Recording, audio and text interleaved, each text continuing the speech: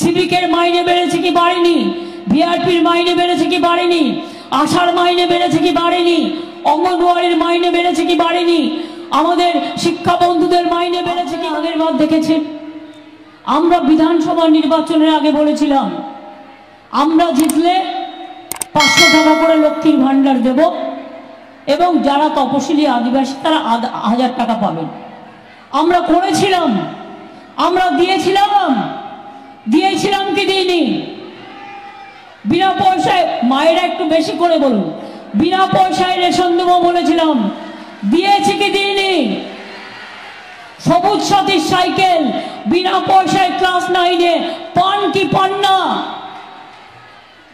আমরা 10 লক্ষ টাকা পর্যন্ত যারা পড়াশোনা করবে জেনারেল স্টুডেন্ট থেকে সব স্টুডেন্টরা স্মার্ট কার্ড পাবেন, তারা পেয়েছেন কি পাননি যারা অ্যাপ্লাই করেছেন?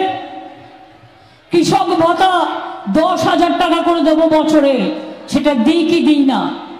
আদিবাসী ভাতা দিই কি দিই না? তপশিলি বন্ধু দিই কি দিই না? জয় জোহার দিই কি দিই না? সিভিকের মাইনে বেড়েছে কি বাড়েনি, ভিআরপির মাইনে বেড়েছে কি বাড়েনি, আশার মাইনে বেড়েছে কি বাড়েনি, অঙ্গনওয়াড়ির মাইনে বেড়েছে কি বাড়েনি, আমাদের শিক্ষা বন্ধুদের মাইনে বেড়েছে কি বাড়েনি? এমনকি যারা সরকারি কর্মচারী আছে তারাও 4% দিয়ে পেয়েছে, আবার মে মাসে তারা আবার 4% দিয়ে পাবে। কোথা থেকে পাবো আমরা এত টাকা? কেন্দ্র তো আমাদের কিছু দিচ্ছে না। 6,65,000 কোটি টাকা নিয়ে গেছে আমাদের টাকা, আর 1,84,000 কোটি টাকা দেয়নি। তা সত্ত্বেও মনে রাখবেন সবার মাইনে বাড়ানো হয়েছে এবং লক্ষ্মীর ভান্ডার 500 থেকে 1000, 1000 থেকে 1200 করা হয়েছে এবং চলবে।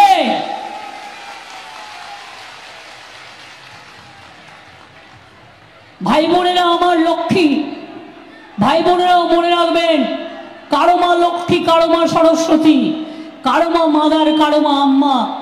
কেউ ভূমিজ, কেউ কুর্মী, কেউ আদিবাসী, কেউ মুন্ডা, কেউ মাহাতো, কেউ আমাদের কুম্ভকার, কেউ বা মাহেলি, কেউ বা বাউরি, কেউ বা বাগজি, কত রকম আছে আমাদের ধর্ম।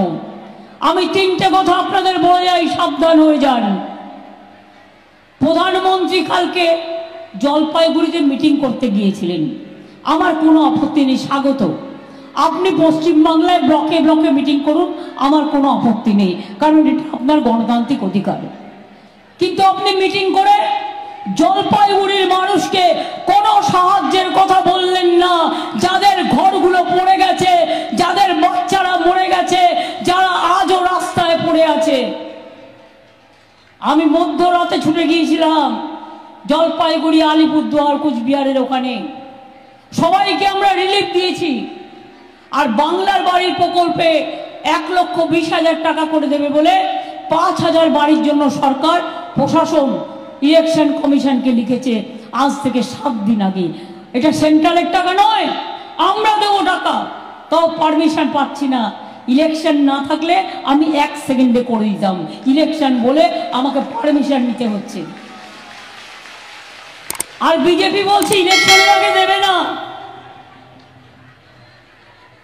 মোদিবাবু কি বলে গেলেন? আমি মোদিজি আপনাকে প্রধানমন্ত্রী হিসেবে সম্বোধন করে বলছি, আপনি ভালো থাকুন, সুস্থ থাকুন।